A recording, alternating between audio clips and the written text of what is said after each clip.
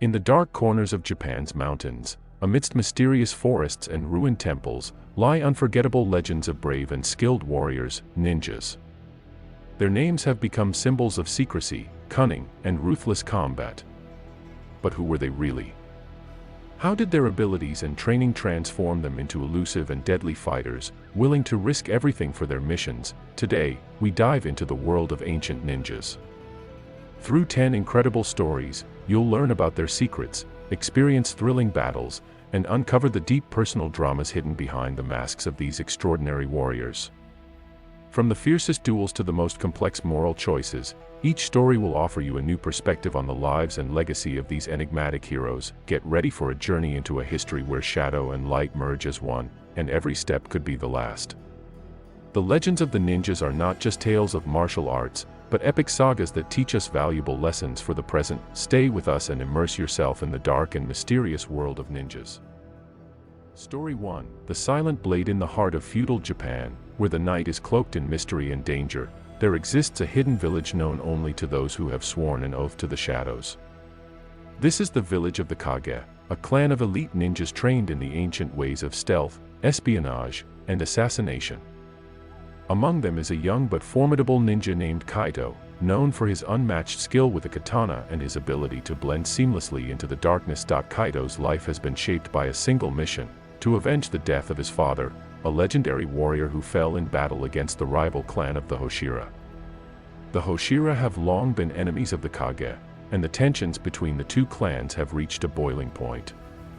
Kaito, having witnessed his father's death at the hands of the Hoshira, has dedicated his life to destroying their influence and restoring honor to his family. The story begins with Kaito receiving an urgent message from his clan's leader, Master Ryu.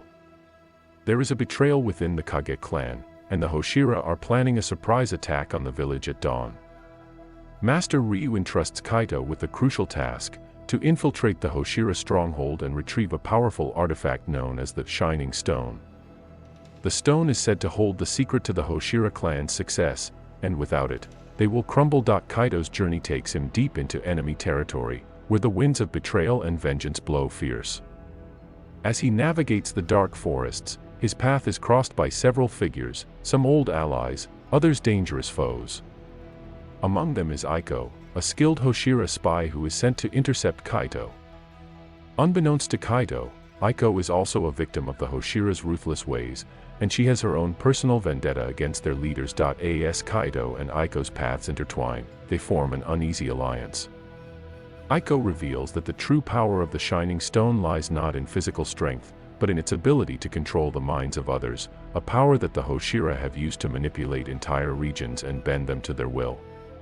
The deeper Kaito and Aiko delve into the Hoshira stronghold, the more they realize that their mission is not just about retrieving the stone, it's about preventing an entire kingdom from falling under the Hoshira's tyrannical control. The tension escalates as they are caught in a deadly cat-and-mouse game with the Hoshira's elite guards.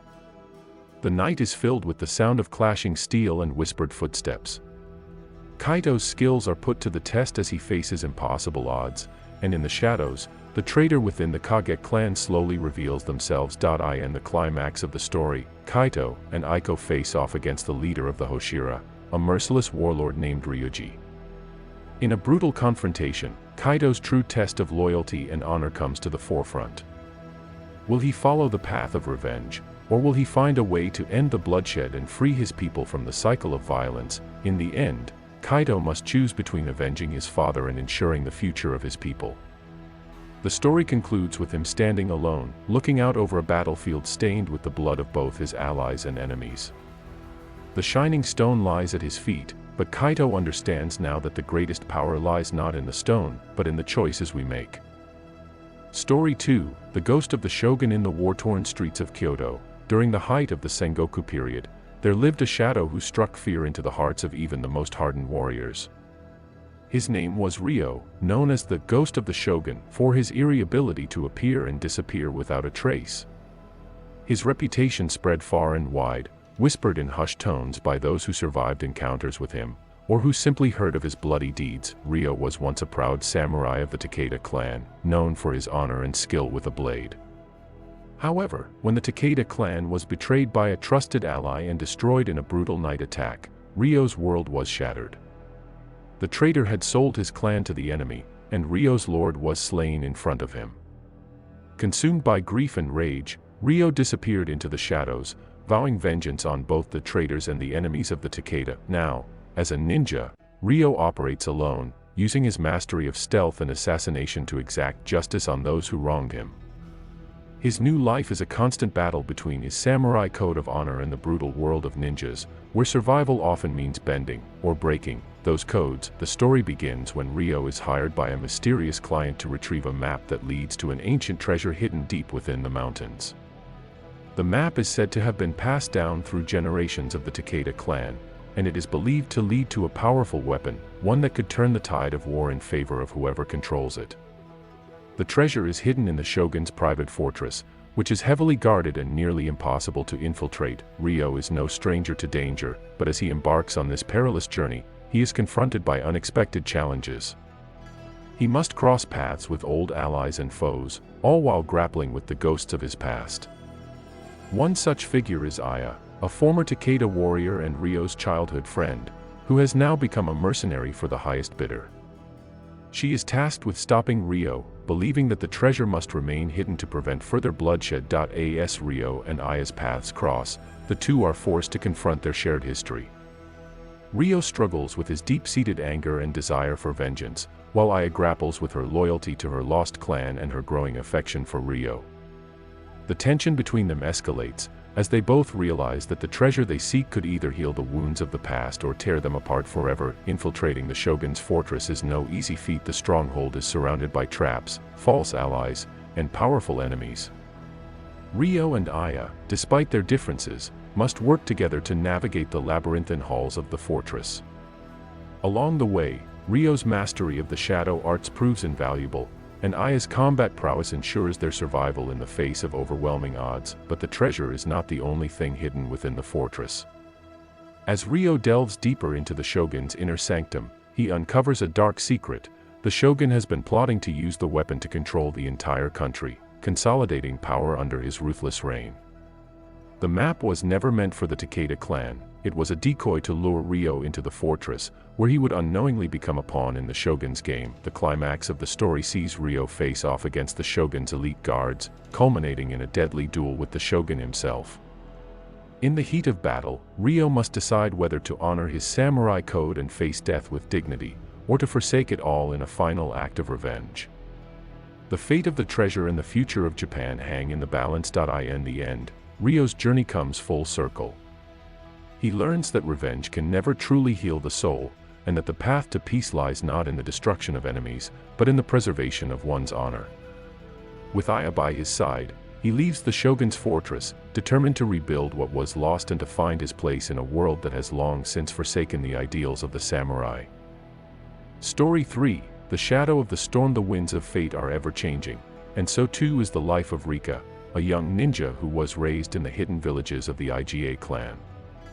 Unlike the hardened warriors around her, Rika is known for her keen intellect and exceptional stealth, rather than her brute strength or swordsmanship. But even the quietest of shadows can leave a lasting mark when called upon. Rika's life is forever altered when the Iga clan is caught in the midst of a deadly conflict between two warlords, Oda Nobunaga and Tokugawa Ieyasu. The Iga are known for their skill in espionage, and both warlords desire the loyalty of the powerful clan. However, Rika is faced with a different kind of mission, one that requires her to infiltrate Oda's stronghold and retrieve vital information that could shift the balance of power. The story begins with Rika, under the guise of a simple traveler, making her way to Oda's fortress. Along the way, she crosses paths with a mysterious samurai named Daichi, whose loyalty is as elusive as Rika's own. Daichi is a master swordsman, but his true purpose is unclear, and Rika finds herself torn between trusting him and keeping her distance. Unbeknownst to her, Daichi has his own reasons for infiltrating the Oda camp. He is seeking a long-lost relative who was captured and forced to serve Nobunaga. As Rika and Daichi navigate the perilous world of espionage, they form an uneasy partnership. They must outwit spies, navigate intricate political alliances, and avoid deadly traps set by Oda's loyal soldiers. The tension between them intensifies, As they discover that their missions may be more intertwined than they first realized, the climax of the story sees Rika and Daichi discovering the devastating secret that could alter the course of the war: Oda's plans to betray Tokugawa and form an alliance with a powerful foreign power. As the storm of conflict builds, Rika must make a choice, whether to remain loyal to her clan or take a stand against the greater evil, even if it means risking her life and the life of her newfound ally. In the end, Rika's journey is one of self-discovery. She learns that sometimes, the greatest strength lies in the shadows of one's own soul. With Daichi by her side, Rika decides that her true purpose is not to serve the whims of warlords, but to protect the peace her clan so desperately seeks. Story 4. The Blade in the Night. Amidst the chaos of the Warring States period in Japan, there was a legend that few dared to speak of. It was the tale of a ninja known as Kuro, whose blade was said to strike without mercy, and whose presence was felt only in the final moments of a life. The legend had it that Kuro was not a man, but a specter, a shadow that appeared when least expected, carrying out missions with cold precision. His very name sent a shiver down the spines of those who heard it whispered in the darkest corners of the land. Kuro's origins, like many of his kind, were shrouded in mystery. He had once been a child orphaned in the bloody battlefields, raised by the Iga clan in secret. But where his fellow ninjas were trained in the art of espionage and stealth, Kuro's training was different. He had learned the deadly arts of assassination from a master who had long ago disappeared from the world, his father, a man of renown whose name was also whispered in fear. Kuro's story begins when he is hired by a mysterious benefactor to eliminate a powerful samurai, Lord Masao, who has betrayed his clan and thrown the region into disarray with his treacherous schemes. Lord Masao has allied himself with a rival clan and is amassing power to challenge the shogunate. Kuro's task is clear: eliminate Lord Masao and his inner circle before they can overthrow the rightful ruler. As Kuro sets out to track down his target, he encounters an unexpected adversary, Lady Yumi, the daughter of Lord Masao. Yumi is no ordinary noblewoman. She has the fierce spirit of a warrior, and she too has a secret. Like Kuro, she is a master of the blade, trained in a secret style passed down through her family for generations. Her heart is torn between loyalty to her father and a growing realization that he is a man of corruption. In the shadows of the night, Kuro and Yumi's fates intertwine. As Kuro infiltrates Lord Masao's fortress, his every move is calculated to be undetected, yet he cannot ignore the allure of the enigmatic woman who challenges everything he stands for. Yumi is initially unaware of Kuro's true intentions, believing him to be just another loyal samurai or mercenary in the service of her father. But as the night deepens, their paths converge in an unexpected and fateful clash. The two engage in a deadly duel, each testing the other's skill, strength, and will. Kuro is a shadow, swift and unseen, but Yumi is fierce and determined. Their battle is not just one of blades but of ideologies. Kuro believes in the ruthless elimination of enemies to bring about a better future, while Yumi still clings to the hope that her father can be redeemed. During the battle, Kuro is struck by a vision, a memory from his past, of the day his father died. In that moment, he realizes that he has become the very thing he sought to destroy: the cold, emotionless killer who never questions the path he walks. Yumi's words, her fight for honor, awaken something in him that has long been dormant. The turning point comes when Kuro is forced to confront the truth: the mission he was hired for is a setup. His true target is not Lord Masao, but the shogunate itself, which has used him as a pawn to eliminate a rival clan. As Kuro and Yumi form an uneasy alliance, they set out to uncover the deeper conspiracy at play and prevent an even greater bloodbath. The final confrontation takes place in the heart of Lord Masao's fortress, where Kuro must make a choice: continue his path of vengeance and destruction, or seek redemption by helping Yumi and stopping the shogunate's ruthless plans.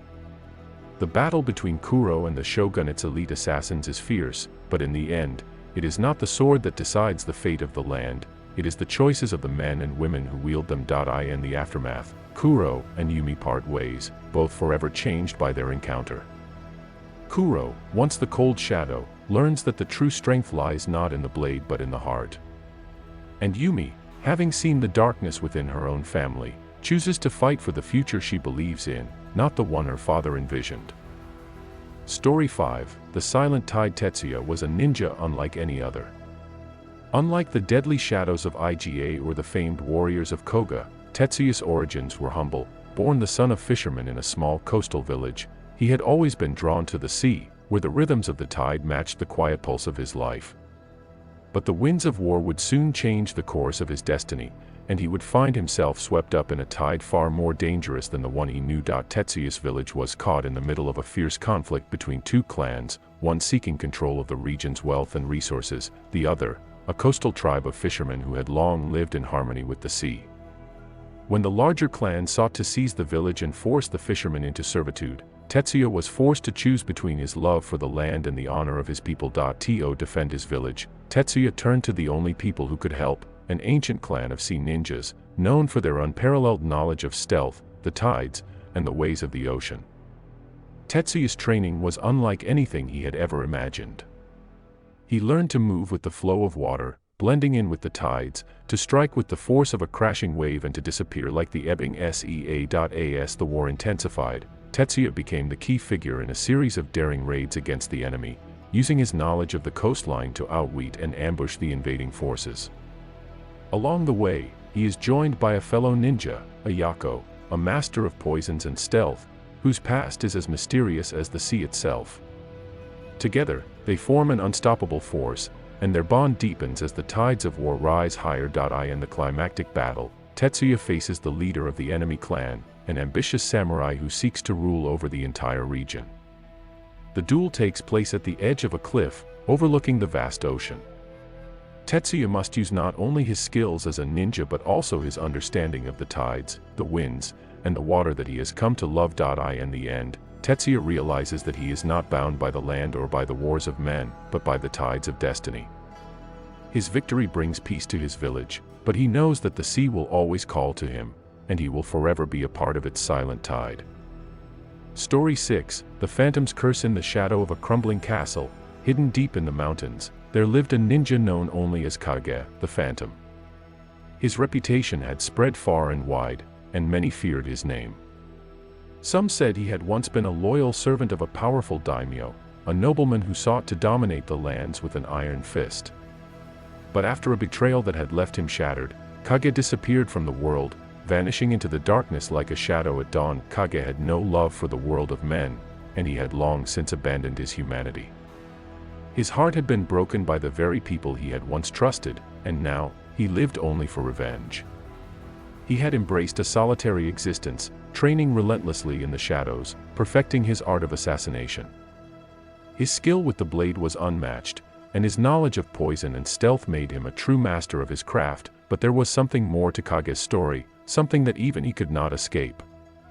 The betrayal he had suffered was not just a personal wound, it was a curse that had followed him throughout his life. His heart, once full of honor, had been tainted by the dark magic of the very men who had betrayed him. The curse, a twisted force of vengeance and anger, had bound him to his mission. The only way to break it was to eliminate the one who had cursed him, his former lord, Lord Hachiro. Lord Hachiro, a ruthless and power-hungry warlord, had once been Kage's master. But when Kage had uncovered his lord's darkest secrets, a plot to massacre innocent villagers to seize control of their land, he had confronted him, only to be betrayed. Hachiro's betrayal had left Kage scarred, physically and emotionally. Now, Kage was bound to seek his revenge, but each step he took was also a step deeper into the cursed world that had consumed him. Kage's mission began in the remote villages near Lord Hachiro's castle, where rumors of his cruelty had spread like wildfire. The villagers spoke in hushed tones of the mysterious figure who moved like a shadow, striking from the darkness and vanishing before anyone could see his face. Some called him a demon, others a phantom, but all knew that his wrath was swift and terrible. As Kage moved closer to Hachiro's stronghold, he encountered other warriors, samurai, ronin, and mercenaries, each drawn into the conflict by promises of wealth and power. But these men, driven by their own greed and ambition, were no match for the Phantom. One by one, they fell before his blade, their bodies left in the shadows as Kage moved ever closer to his final goal. Yet, as Kage grew nearer to Lord Hachiro's castle, he found that the curse upon him was not just a force of vengeance, it was a bond that was slowly consuming his very soul. He began to feel the pull of darkness, a constant whisper in his mind urging him to embrace the power of the curse and become something greater than a mere man. It was a temptation he could not ignore, and he began to question whether his thirst for revenge had become his own undoing. His moment of reckoning came when he finally stood before Lord Hachiro, who awaited him in the heart of his castle, surrounded by his loyal guards. The two men faced each other in the throne room, and the air was thick with the weight of their shared history. Hachiro, now a hollow shell of the man he had once been, greeted Kage with a mixture of contempt and recognition. "I knew you would come for me, Kage," Hachiro said, his voice cold. "But you are too late. The curse is already upon you.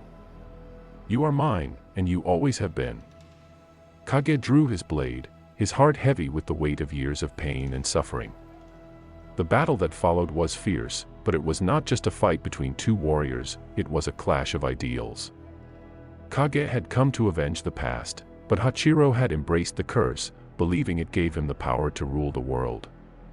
In their final confrontation, the curse that had once bound Kage became his greatest weapon. As the two men fought, Kage realized the truth: the curse was not a tool for revenge, it was a lesson.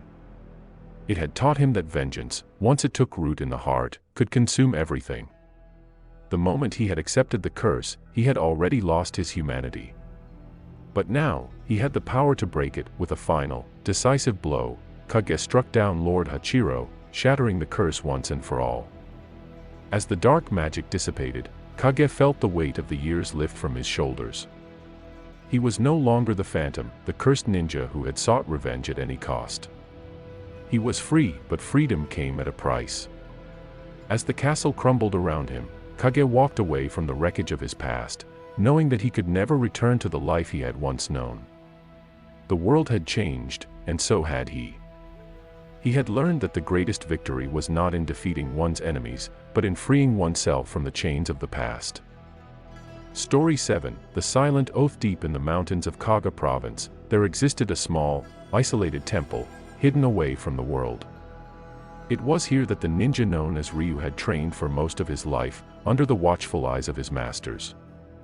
Ryu was a man of few words, but his actions spoke louder than any words ever could. His skill in the ways of stealth, combat, and strategy was unmatched, and his loyalty to his clan was unwavering. But there was a secret that Ryu carried with him, a secret that had shaped his destiny and led him down a path of darkness and solitude. It was the oath he had taken, long ago, to protect his clan at all costs. It was an oath that had cost him everything, and one that would ultimately determine his fate. Ryu had once been part of a larger, more powerful ninja clan, the Jiroshi, who had served a powerful lord. The clan was known for its deadly warriors and unbreakable loyalty, but when the lord they served was assassinated by a rival faction, the clan was scattered, its members hunted down and killed one by one. Ryu had survived, but he had been forced to make a painful decision. To protect the last remaining members of the clan, he had to sever all ties to the outside world. Now, years later, the rival faction that had destroyed his clan had returned, and Ryu was once again called upon to fulfill his oath. But this time, the stakes were higher. The rival faction had taken control of the province, and their leader, a man known only as the Black Tiger, was a force to be reckoned with. The Black Tiger had a reputation for cruelty, and he had promised to eradicate every last vestige of the Jiroshi clan. Ryu's mission was simple: infiltrate the Black Tiger's stronghold, eliminate the leader, and bring an end to the bloodshed once and for all. But as he ventured into the heart of enemy territory, he found that his mission was not as straightforward as he had thought. The Black Tiger was no ordinary warlord. He was a man with a deep understanding of the ninja arts, and he had his own agenda. Infiltrating the stronghold, Ryu discovered that the Black Tiger had been hunting down the remnants of the Jiroshi clan for years, using them to further his own power. Ryu's path would not just be one of vengeance, it would be a fight for the very survival of his people. As Ryu faced off against the Black Tiger's forces, he realized that his greatest weapon was not his blade, but the silent oath he had sworn so many years ago. It was an oath that had kept him alive, that had driven him to this moment of reckoning. And in the final confrontation, it was the strength of his resolve and the power of his loyalty that would determine the outcome of the battle. Story 8, The Last Breath of Kagehisa. The moon hung high over the dense forests of Iga, its pale light filtering through the canopy of ancient trees. Below, the quiet rustle of leaves in the wind was the only sound that broke the silence of the night. Amongst the shadows, a figure moved with purpose, a lone ninja named Kajihisa. His footsteps were soundless, as though the earth itself conspired to keep his presence a secret. His black garb blended seamlessly into the night, his face obscured by the customary mask, but there was something in his eyes, something haunted. Kajihisa was a man of few words, a master of stealth and assassination. He was the last surviving member of his clan, the Kage, a group of legendary ninjas known for their brutal efficiency and loyalty. But after a betrayal that had torn his clan apart, Kajihisa was left to roam the land alone, haunted by the ghosts of his fallen comrades. For years, he had hunted those responsible for the destruction of his clan, each kill another step toward justice, but also another piece of his soul lost in the process.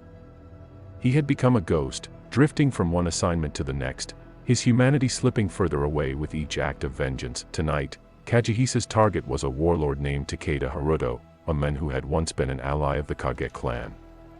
Takeda had turned against them in pursuit of power, abandoning his honor and betraying his sworn brothers. It was said that he now controlled a vast army, ruling over a stronghold deep in the heart of the province.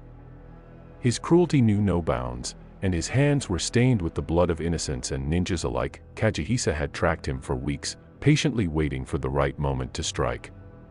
His plan was simple: infiltrate the stronghold, find Takeda, and eliminate him before he could rally his forces. But as he crept through the thick woods toward the enemy fortress, Kajihisa began to feel something he hadn't in years: doubt. Was this mission worth the cost? The more he thought about it, the more the questions gnawed at him. What was left for him after Takeda's death? Would it truly bring peace, or was he simply chasing an elusive dream of revenge that would never heal the wounds of his past? Kajihisa shook his head, trying to push these thoughts aside. He had a duty. His clan had fallen, but their legacy was not yet erased. He was the last of the Kage, and it was his responsibility to honor their memory. As he neared the fortress, Kajihisa spotted the guards posted at the entrance. They were well-trained samurai, vigilant in their watch. He could see their faint silhouettes in the moonlight, their swords glinting in the dark. This would not be easy. But for the first time in years, Kajihisa felt a spark of excitement, a challenge he had not felt in a long time. He moved swiftly, his body blending into the shadows like water flowing through cracks in a wall. With practiced precision, he dispatched the sentries, his blade slicing through the air without making a sound. He moved deeper into the stronghold, his heart beating with the rhythm of his mission. Finally, he reached the inner chambers of the fortress, where Takeda was said to be. The walls were lined with lavish tapestries and ornate decorations, but Kajihisa saw none of it. His eyes were fixed on his goal, the men who had betrayed him and his clan. Inside the chamber, Takeda was seated at a table, surrounded by maps and scrolls. He was an older man now, his face lined with the marks of time and power, but his eyes still held the sharpness of a predator. He had known Kajihisa was coming. The warlord was no fool. Well, Takeda said, his voice cold and confident. It seems the last of the Kage has come to face me. Kajihisa stepped forward, his blade drawn. Your time has come, he said, his voice low. Takeda smirked. You think you can defeat me, just as you did your own clan? You are nothing but a shadow, Kajihisa. A ghost of the past. The two men stood face to face, the weight of their history hanging between them. Kajihisa had been born into this world of betrayal and bloodshed, but in this moment, he realized something: Takeda was not his true enemy. The true enemy was the endless cycle of revenge, the cycle that had consumed his clan and was now trying to consume him. Before he could raise his blade, something in Kajihisa shifted. He hesitated, his hand trembling ever so slightly. In that moment of hesitation, Takeda lunged, his sword cutting through the air with deadly precision. Kajihisa barely had time to react, blocking the strike with his own weapon, but the force of the blow sent him stumbling backward. They fought for what felt like an eternity, each strike a clash of wills, each movement a dance of life and death. But as Kajihisa parried another blow, he realized that the true fight was not against Takeda, it was against the darkness within himself. The anger, the betrayal, the pain, it all threatened to overwhelm him, but he could not let it. In a final, desperate move, Kagehisa disarmed Takeda, sending his sword flying from his hand. The warlord fell to his knees, his breath ragged. "Finish it," he spat, his eyes filled with defiance. Kagehisa stood over him, his blade poised to strike. But as he gazed into Takeda's eyes, he saw something he had not expected: fear. Fear of death, yes, but also fear of the same darkness that had consumed Kagehisa for so long. The same darkness that would continue to consume both of them if they didn't break free of it. With a final, measured breath, Kagehisa lowered his sword. "No," he whispered, his voice breaking through the years of silence and anger. "I will not be like you." And with that, Kagehisa walked away, leaving the men who had once been his enemy to face the consequences of his own actions. As the moon rose higher in the sky, Kagehisa realized that revenge was not the answer. It never had been. And as he vanished into the night, he knew that, for the first time in years, he had finally found his peace. Story 9, The Phantom of Kyoto. Kyoto, the ancient capital of Japan, was a city of beauty and grace. Its temples and shrines stood as symbols of the past, while its bustling streets carried the rhythm of modern life. But beneath the surface of this seemingly peaceful city, a shadow lingered, a phantom who moved through the night, unseen and unheard, a ninja known only as Ryuzaki. Ryuzaki was a master of infiltration, a shadow in the truest sense. His clan, the Suryu, had once been tasked with protecting Kyoto from external threats. But as time passed, the clan's role had shifted. No longer did they defend the city from foreign invaders or rival samurai. Instead, they had become protectors of its darker secrets. For years, Ryuzaki had walked this path of shadows. He had been trained from a young age to be silent, lethal, and inconspicuous. His skills were unparalleled, and he had earned a reputation as a ghost among his enemies. When threats arose from within Kyoto itself, whether they be corrupt officials, criminal syndicates, or rival clans, Ryuzaki was the one who eliminated them without leaving a trace. But in recent months, the city had been gripped by an unsettling wave of violence. Disappearances had become more frequent, and whispers of a mysterious figure, someone who operated in the same shadows that Ryuzaki called home, began to spread. This new phantom was no ordinary assassin. He seemed to strike without reason, killing with an almost ritualistic precision. The victims were often high-ranking officials or influential members of Kyoto's elite, and no one knew who was behind the killings. Ryuzaki's master, an elderly ninja named Iori, had given him a simple command: find this rogue and put an end to the chaos. It was a task Ryuzaki had taken up without question, for his loyalty to the Suryu clan was absolute. Yet, as he delved deeper into the mystery, he began to question his own place in this world of shadows. The first clue had come in the form of a blood-soaked message, left at the scene of the latest murder. The message was simple: the Suryu are nothing but a shadow of the past. It was signed with a single symbol, the same mark that had been associated with the Kurokage, an ancient and once feared ninja clan that had vanished from the record centuries ago. Ryuzaki's investigation led him to the outskirts of Kyoto, to a forgotten temple nestled deep within the forest. The temple was old, its stone walls covered in moss, but it was here that he found his first real lead. Hidden within the temple was a series of scrolls, detailing the rise and fall of the Kurokage clan. The scrolls spoke of a dark pact, one made with forces beyond this world, granting the clan immense power in exchange for their souls. The Kurokage had been eradicated by the shogunate long ago, but their legacy had not been entirely erased. As Ryuzaki dug deeper, he began to uncover a terrible truth. The rogue assassin who had been terrorizing Kyoto was not a man at all, but a former member of the Kurokage clan who had somehow returned from the dead.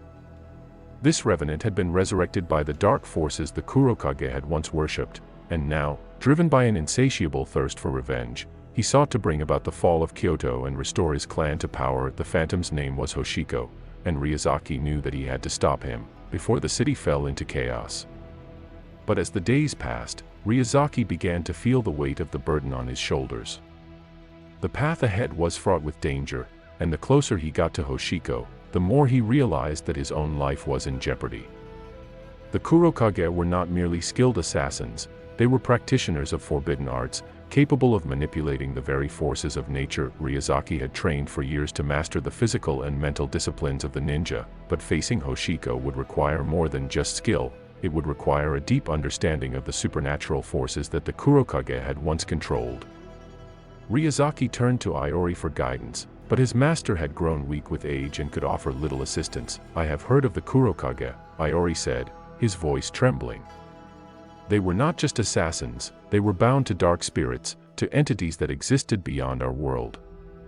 Their resurrection is a curse, Ryuzaki. A curse that will consume everything." But Ryuzaki could not turn back. He had already come too far. The night of the final confrontation arrived, and Kyoto's streets were eerily quiet.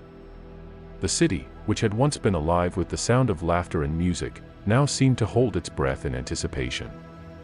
Ryuzaki moved through the alleys like a wisp of smoke, his senses heightened as he approached the heart of the city. There, in the shadow of the Grand Temple, Ryuzaki found Hoshiko, his face pale and hollow, his eyes burning with an unnatural fire. The Revenant was waiting for him, his sword drawn, and a sinister smile curled on his lips. "You have come to stop me, Ryuzaki?" Hoshiko asked, his voice cold as ice. "Do you think you can undo the power that I have gained? You are but a shadow, like all the others." Ryuzaki stood his ground, his hand steady on his katana. "Your reign of terror ends tonight," he said, his voice unwavering. The two ninjas clashed in a flurry of movement, their swords flashing in the moonlight.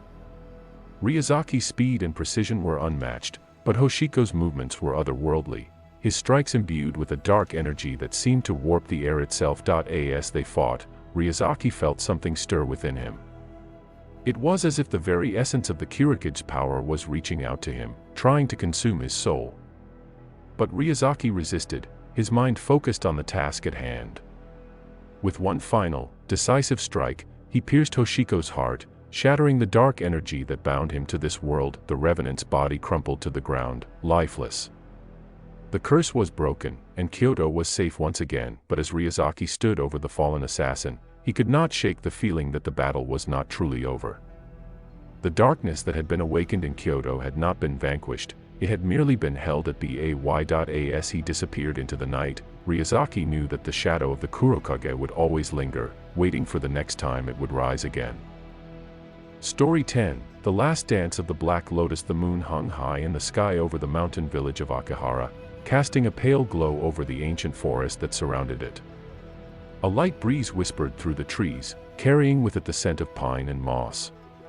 But on this particular night, the village was far from peaceful. The air was thick with tension, for the Black Lotus clan had returned. The Black Lotus had once been the most feared ninja clan in Japan. They had operated in the shadows, their assassins known for their swift, precise strikes and their ruthlessness. But over time, the clan had faded into obscurity, their name becoming little more than a legend. Few knew what had truly happened to them, and fewer still dared to ask. But now, the Black Lotus had resurfaced, and their presence was a harbinger of doom. The leader of the clan, known only as Kage, had returned to Akihara to fulfill a dark promise, a promise to seek revenge on the shogunate that had betrayed them. The Black Lotus had once been allies of the shogunate, hired to carry out covert operations, but when a political upheaval had led to their downfall, they had been labeled traitors and hunted down. Many of their members had been slaughtered, and their stronghold had been destroyed. Only a handful of survivors remained, scattered across the land. Among those survivors was Aiko, a young ninja who had once been a child of the clan, raised in its secrets and traditions. She had trained under the tutelage of the clan's greatest masters, learning the ways of assassination, espionage, and strategy.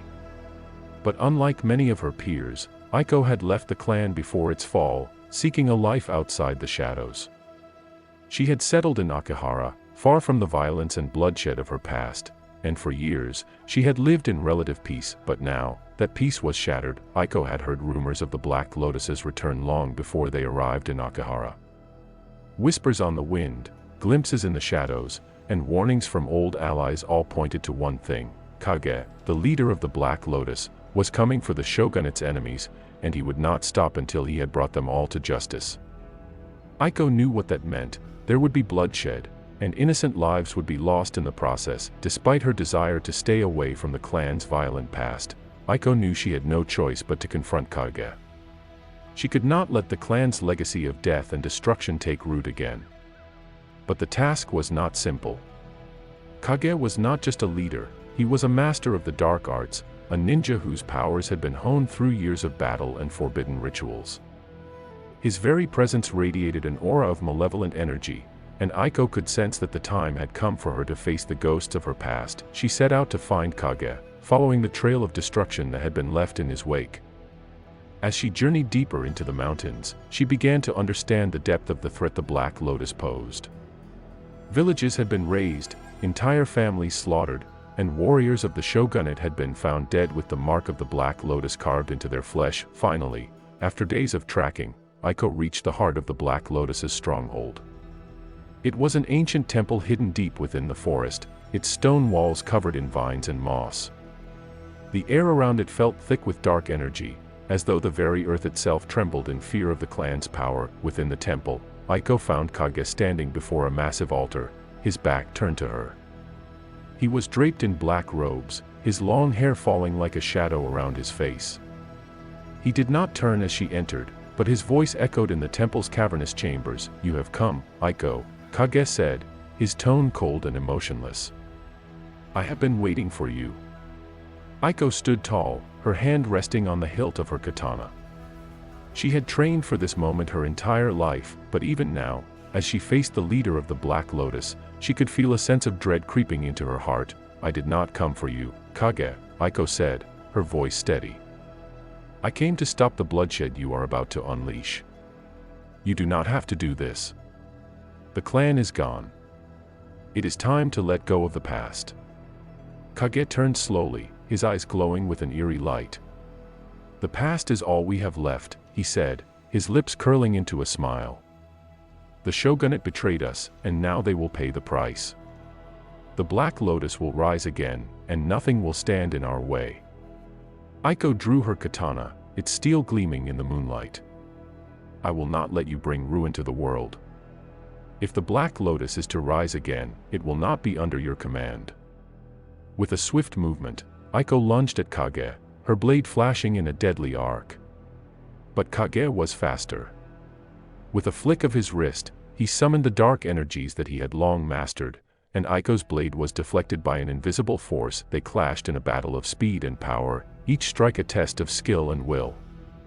Aiko's movements were precise, honed over years of training, but Kage was a force of nature, his powers seemingly limitless.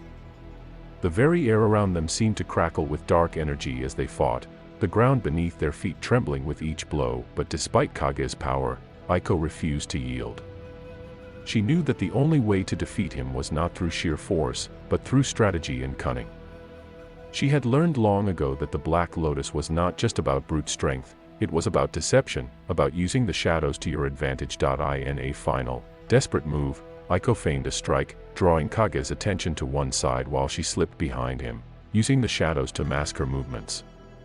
With a single, precise strike, she pierced his heart, ending the battle. Kage's body crumpled to the ground, his dark energy dissipating into the air.